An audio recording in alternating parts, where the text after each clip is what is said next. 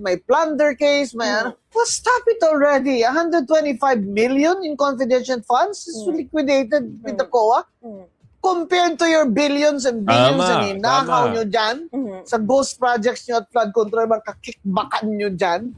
Abay, dapat galunin na namin sabat kami ang empowered to do so. Ha? Nabuhay na naman ang usapin hinggil sa charter change o pag-amyenda sa saligang batas ng bansa. Ito'y matapos sabihin ni Senate President Vicente Soto III na suportado na niya ngayon ang Chacha matapos madismaya sa kamakailang desisyon na inilabas ng Korte Suprema hinggil sa articles of impeachment laban kay Vice President Sara Duterte. Ang mantel ang Malacanang sa issue ng kalusugan ng ating Pangulo because he's the highest official of the land. So, isa po itong challenge namin na ang Malacanang dapat maglabas ng medical bulletin as early as possible. Yes. Good morning mga kasama. Nandito na naman si Kuya Goods nagbabalik. Happy Sunday everyone. Nandito na naman tayo at magbibigay ng panibagong video.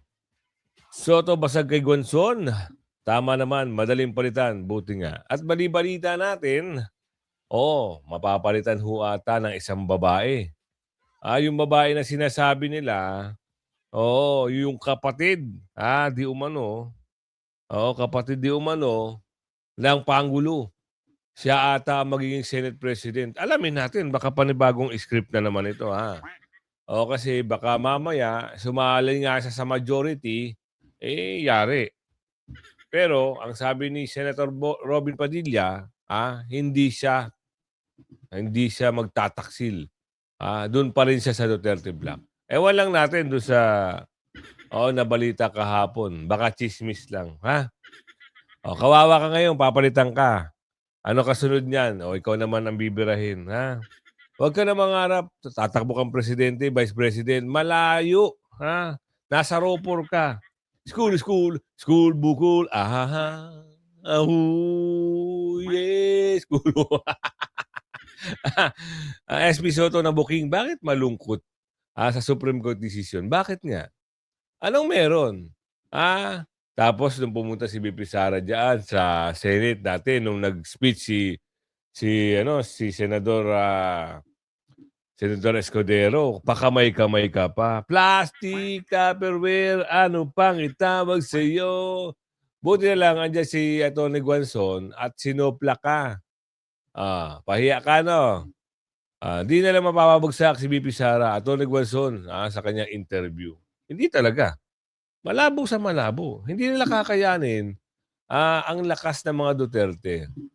Ngayon, kung sasabihin nila panghihinaan ng loob dahil si Tatay Digong ay nasa The Hague, at sasabihin na makikipag-areglo, makipagbati. No, hindi ganon si BP Sara. Nakakaawa kayo pagdating ng dulo. Kaya galingan nyo. At dahil sa ayaw nilang babatikusin sila, NBI maglalabas na supena laban sa isang vlogger dahil sa peking medical records. Nako po. Peki ba yun?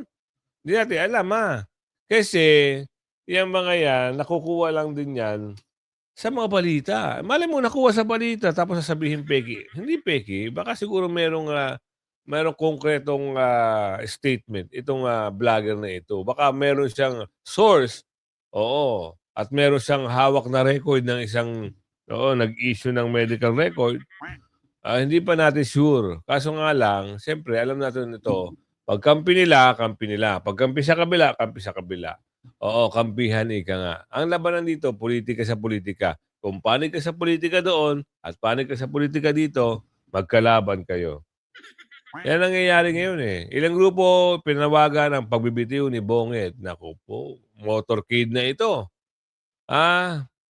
At sa SP, SP Soto, handang sumuporta sa charter chain. Naku, charter chain. Gusto nyo kayo mamuno, Ganyan yung gustong isulong ni Sticker Pero tahimik si Sticker hanggang ngayon, Nasapawan ng issue ng flood control. Wala na yung mali-maleta, natabunan na. Diyos mio, Marimar. Ang ending nito, niloko tayo. Wala naman the big fish. Ikinanta na siya ni Saldico, pero hindi pa rin napapatawag sa Blue Ribbon hanggang ngayon. At meron pa siyang banat handang sumuporta sa charter chain o pagpapalit ng konstitusyon. Aguy. Sobra naman kayo. Anong gusto nyo? Maging komunista ang bansa? Kayo-kayo lang ang mamuno? Hindi naman pwede yun. Tignan nyo charter chain, ibabalik nila yung 20 years, 30 years na pamumuno. Buti sana kung maganda yung nagagawa nyo, kagaya ni Tatay Digong, ni Bibi Sara, okay lang sa amin yun. Hindi. Lumalabas dito, nakaw dito, nakaw doon, kurakot dito, kurakot doon, sabatan dito, sabatan doon, aguy. Pilipinas, babangon ka pa ba? O alamin natin dito. Sa tuwing may desisyong legal na pumapabor sa isang leader na hindi kontrolado ng tradisyonal na politika, biglang nagiging mainit ang usapin ng pagbabago ng mga patakaran. Nako po. Hindi ito bago, at lalong hindi ito aksidente. Ang tanong ngayon ay hindi kung may puwang bang baguhin ang konstitusyon, kundi kung bakit laging inilalabas ang usaping ito kapag malinaw na nanalo ang rule of law. Kaya nga Sa gitna ng ingay, mas malinaw na lumilitaw ang agwat sa pagitan ng interes ng taong bayan at interes ng iilan. Kasunod ng desisyon ng Korte Suprema na nagdeklara bilang unconstitutional ang impeachment laban kay Vice President Sara Duterte, nagpahayag ng suporta si Manila 3rd District Representative Joel Chua sa panawagan ni Senate President Vicente Tito Soto III na pag-aralan ang posibleng pag-amyenda sa 1987 Constitution. Ayon kay Chua, ang usapin ay hindi na lamang umiikot sa teknikalidad ng impeachment kundi mas malalim na tanong kung sapat at malinaw pa ba ang mga probisyon ng saligang batas sa harap ng mga bagong interpretasyong inilatag ng Korte Suprema, at kung napapanahon ng silipin ang ilang bahagi nito para maiwasan ang kalituhan sa hinaharap. Nilinaw ni Chua na ang kanyang pahayag ay hindi automatikong panawagan para sa agarang charter change kundi isang pagbubukas ng mas malawak na... Kita nyo na, yun ang balak nila. Chacha. Diba dati, isinulong na yung chacha na yan. Para saan? Pumasok, manghimasok, yung mga dorobo na gusto mamuno sa bansa nang walang katapusan. Ay, kagaya ng sinusulong nila, yung nagpapirma, yung People's Initiative.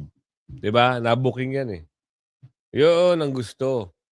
Kung napalitan ng konstitusyon, ano mangyayari? Sige nga, sabihin nyo sa amin. Kayo-kayo lang. Mula magnanakaw hanggang sa pinuno, kayo-kayo lang ang magnanakaw. Kayo-kayo lang ang mamumuno.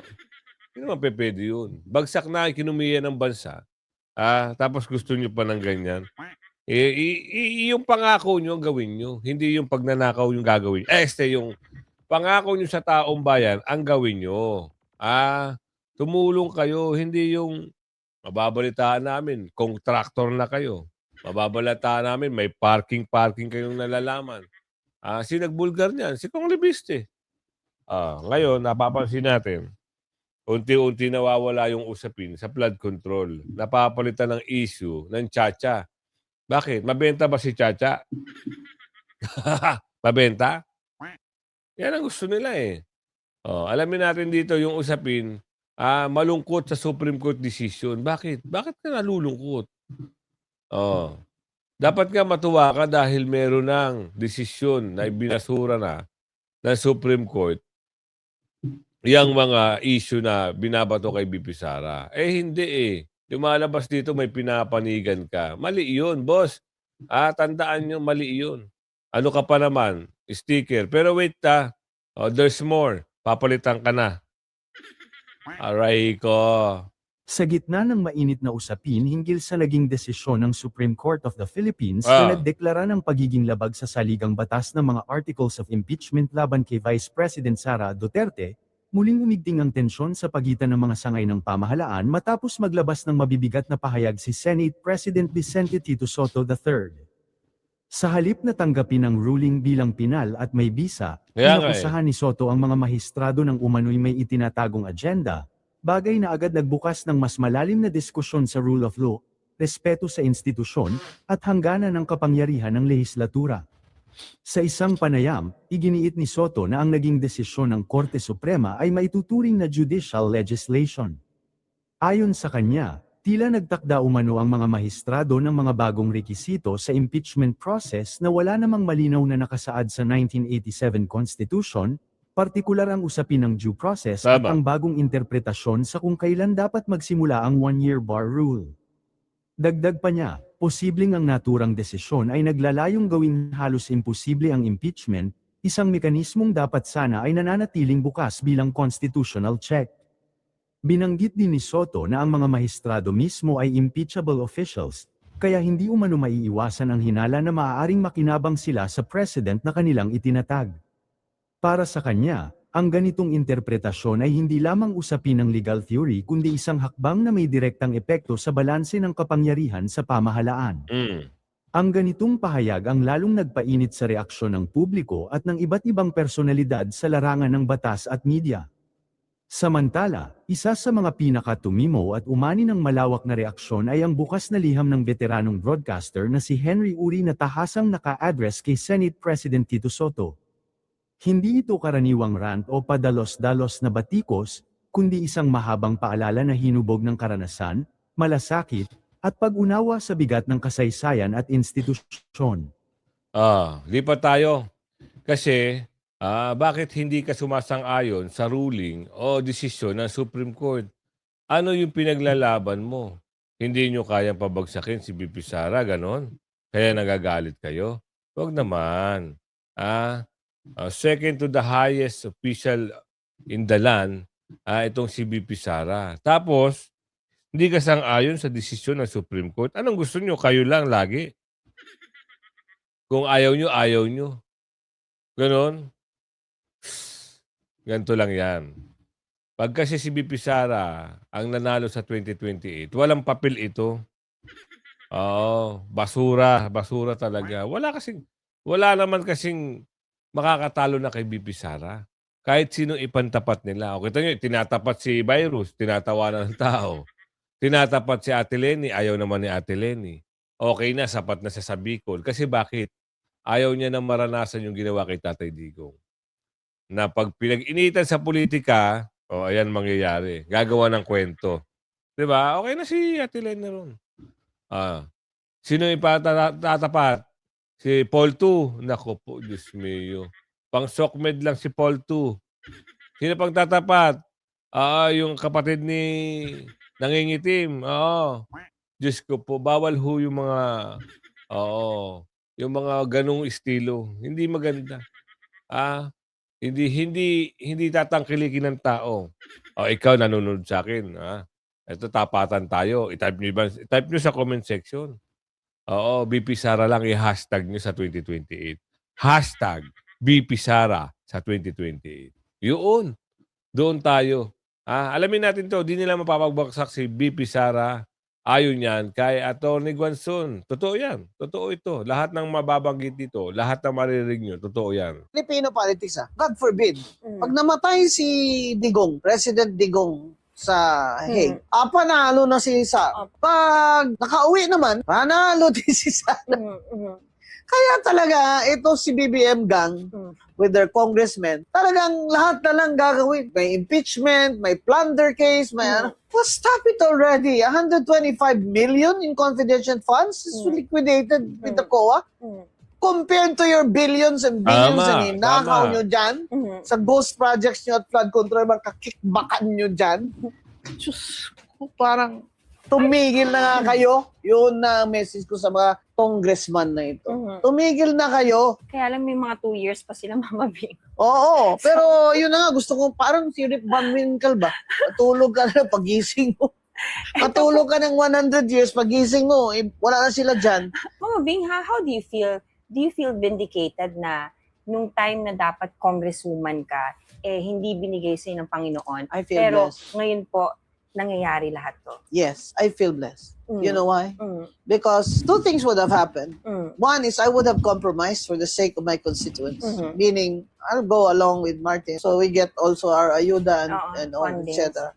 Or, early on, I would have stood there in a privileged speech because I knew about that 5% na insertion na kickback. I knew about that. A congressman told. But the best blessing of all is I was spared. Yes. Right. when was, you become a congressman or congresswoman now, it's no longer a prestigious title, right? I was spared. Mm, I was spared precisely so I can do this now. mm, I can call them out. I can call them thieves. If I were congresswoman now, mm, I will not be able to do that mm, mm, so much, right? mm. Pero I'm free, And you're also guided by God. of course. I always pray before I eat, Yes, before yes. meals, It's very before important sleeping. for a public servant like you to have that, shield from God. And you have to have fear of Mm. God. Exactly. I was Tama. raised by Christian parents. My father was a Baptist. Mm, My mother was a devout Catholic. mm, And I went to Silliman High School, mm, mm. which is an American Presbyterian college. Mm. No? Now the Americans are no longer. But at the time when I was there, the Americans were still there. So I still worship in both Mm. Catholic Church and Yeah. the Protestant churches and born again churches. Mm. So Nakita nyo? Bait. Mabait pala to si ma'am eh. Ngayon, ang sabi niya kanina, pag may nangyari kay Tatay Digong sa video panalo na si VP Sara. Pero wag naman ganun. Pero pag bumalik si Tatay Digong, panalo pa rin si VP Sara. Kasi kahit saan mo tignan ang anggulo, talagang Duterte talaga ang hinahanap ng tao. Ginawa lang talaga ng kwento nito ni Pangulo at yung mga alipores niya. Oo, napaguluhin. Akala naman siguro nila matitinig nila si VP Sara at hihingi ng sorry, hihingi ng kung ano-ano. Nagawan pa ng kwento. Galingan nyo pa ng husto dahil pag na-back to you kayo ng Agila ng Davao, sigurado kayo. Ngayon, naniniwala din ang mga political vlogger dyan na maski itong kita nyo si Sir Jack ng Banateros, kasi part na siya ng Banateros eh. Siya ngayon ay pasusupinahan dahil daw sa medical record. Peking medical record ba ito? Naku po, hindi naman siguro maglalabas siya ng peking medical record kasi nasa isang stream media yan. Bawal yun. Hindi natin alam kung doon ginawa yung content niya o sa labas ng ano. Pero sa tingin ko, hindi ito peke eh. Alamin natin ngayon. Alamin natin Itinuturing na national concern ng NBI ang pagkalat ng umano'y fake medical records ni PBBM. Karapatan man daw malaman ng publiko ang kalusugan ng Pangulo, hindi ito dapat mauwi sa pagpapakalat ng maling impormasyon. Wala namang mali Narito ang eh. exclusive Agenda Weekend Report ni Hannity. Posibleng ipatawag daw ng NBI ang online personality na si Sir Jack Argota. Kasunod yan ang pag-share nito ng umano'y peking medical records ni Pangulong Bongbong Marcos mula sa St. Luke's Medical Center. Isang bagay na pinasinungalingan na ng nasabing ospital at ng palasyo. Pero si Sir Jack yung personality, pwede ba yung ano ba yun? Yan ba yan? Ano ba yan? Ito si Sir Jack sa likod natin. Sir Jack. Isa siya sa mga nag-post. Ano Pangalan dito, sir? Have you called them out for investigation? Anong ginagawa mo po? Ang ano po natin yan is maray natin ipatawag. So, paano Sabihin na natin yan. Isasabihin na natin Due sila. process. Silipin naman kung ano ang side nila. Sabi ni Magno sa Politico Talks ng Bilyonaryo News Channel, ang online sharing ng fabricated documents kasama ang post ni Sir Jack ay maaaring maituring na cyber libel. Ongoing daw ang investigasyon ng NBI tungkol sa pagkalat ng peking record na ito. Para sa ahensya, national concern na raw ito dahil mandato rin nilang bantayan ang seguridad ng mga matataas na leader ng gobyerno. Hindi po ordinaryong tao ang ating presidente. Oo. Tama po ang sinasabi na may karapatan. Tama po, hindi ordinaryong tao. Oo nga naman. Ngayon, hindi natin alam kung kasi tingnan nyo, pansinin nyo.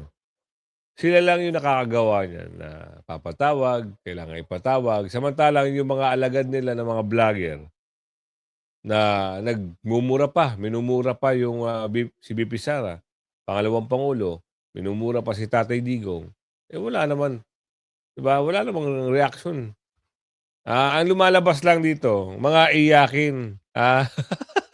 Pumapatol sa mga pumapatol sa mga maliliit na bagay. Pero pag sila maninira, kita nyo yung isa, abogaga. Abogada pa. Tingnan nyo kung paano niya biray si BP Sara. Pinapatulan ba ni BP Sara? Hindi. Pinapabaya lang ni BP Sara kasi hindi balat sibuyas si BP Sara. Si BP Sara ay isang namumuno sa gobyerno. Kritisismo. Kritisismo. Ano tawag? Kritik o ang tawag doon sa Tagalog. Nasa dulo ko rin, hindi ko mahalungkat eh. Yung kritiko. Di ba? Kung ikaw ay balat sibuyas, mag-resign ka na. Ito namang mga sumasapaw, nagpapalaki ng usok. Kailangan pa bang patulan yan para merong scoop? Wag naman. Diba? Peki daw, peki. Yung ginawa ni hindi peki yun. Ginawa ni yung abogada. Sabihan Chucky si BP Sara. Yun talaga. Sa bunganga niya talaga lumabas. Nakasuhan ba? Hindi naman. Nasupena ba? Hindi naman. Pagbalat sibuyas, agoy, iyakin yarn. Ang tao malaman ng public health ng ating Pangulo. Pero hindi po yan nagbibigay pahintulot na kung ano-ano lang ang ilalabas natin. At magkalat ng fake news. Magkalat ng fake news. Ayan naman Bilang si attorney. At magkalat ng may segunda no? Diyos me, talagang, ay! Yun lang tumawa lang tayo. Baka sabihin, fake news tayo. Ilang grupo pinanawagan ang pagbibitiw ni Bonget. Alamin natin yan sa report ni... Protesta po ang ilang grupo para ipanawagan ang pagbibitiw ni Pangulong Bongbong Marcos. Nasa frontline ng balitang yan, si Gio Robles.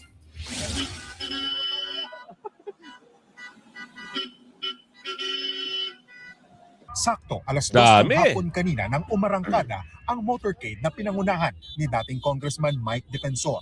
Bitbit nila ang panawagang bumaba sa pwesto si Pangulong Bongbong Marcos. Mula EDSA People Power Monument, binaybay ng protest ride ang kahabaan ng EDSA northbound sa Quezon City patungong monumento sa Caloocan hanggang sa Commonwealth Avenue.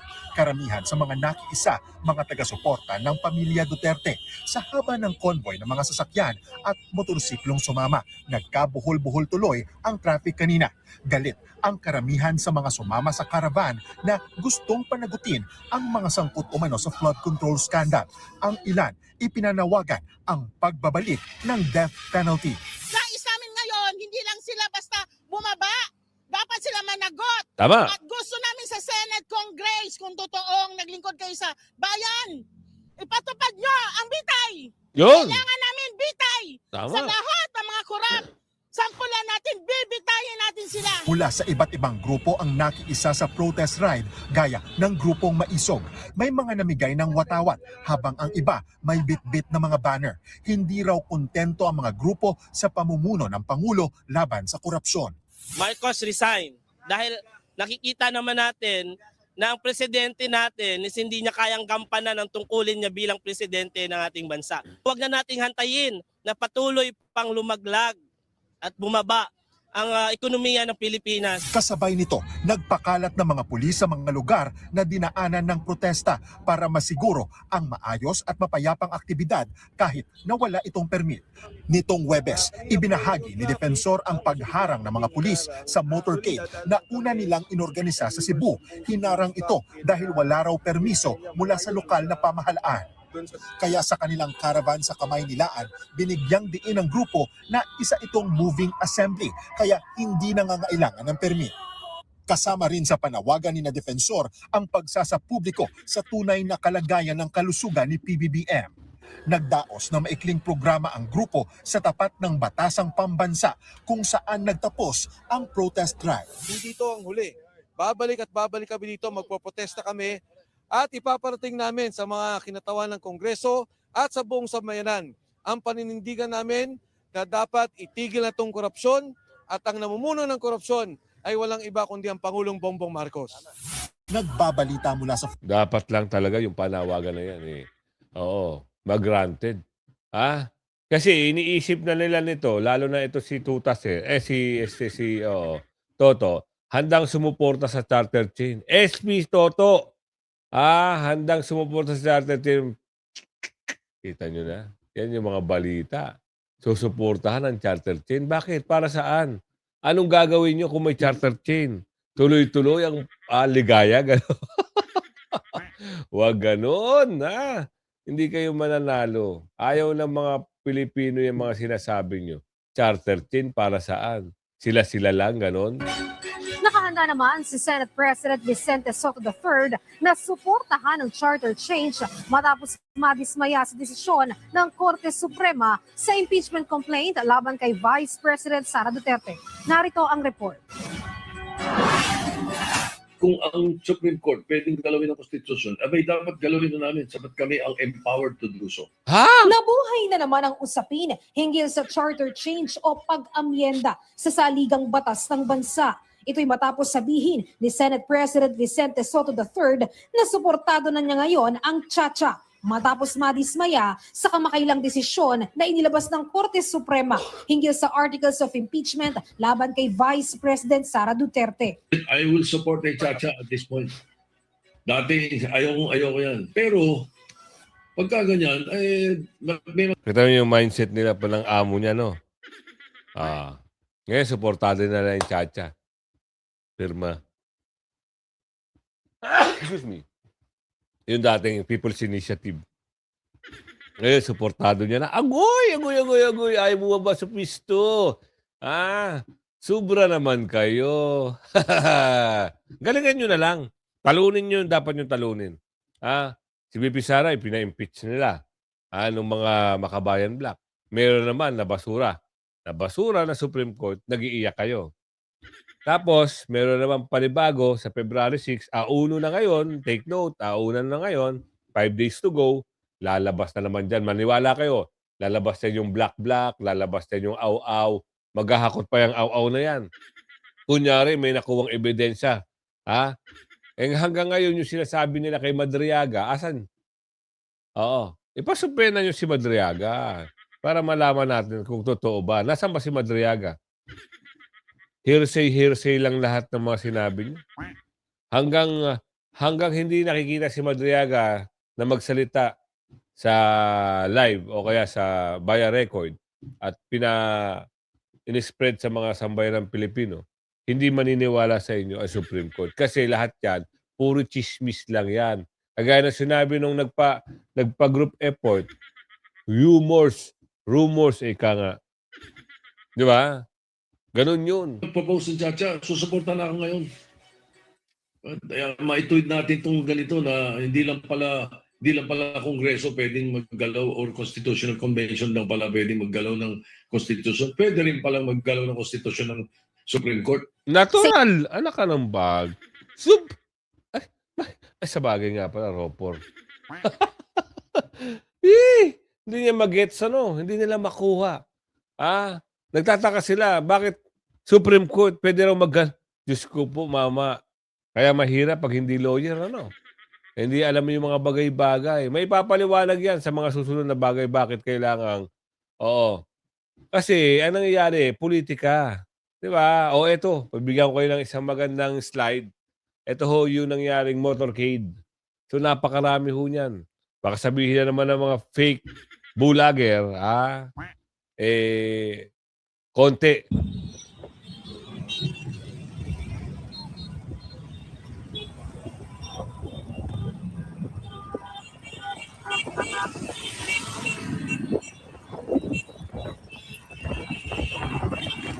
Tumugod na ito sa batasan, Dami niya, no? Inform the public of his present state of health. Hindi dapat magtago sa isang mantel ang Malacanang sa issue ng kalusugan ng ating Pangulo because he's the highest official of the land. So, isa po itong challenge namin na ang Malacanang dapat maglabas ng medical bulletin as early as possible para malaman ng publiko ang kanyang tunay na kalagayan. Nagpapasalamat po kami sa mga pulis at nagpapasalamat din po kami kung kami dumadaan yung mga pulis, hindi ko na sasabihin kung sino, alam niyo kung sino kayo, habang kumakaway kami, gumaganon-ganon din.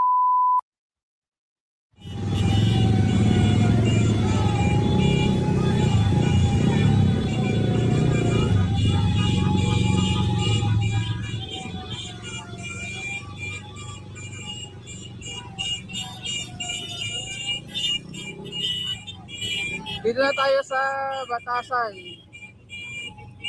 Ayan. Batasan, Quezon City. Ito yung papunta na doon sa House of Representatives na kalsada.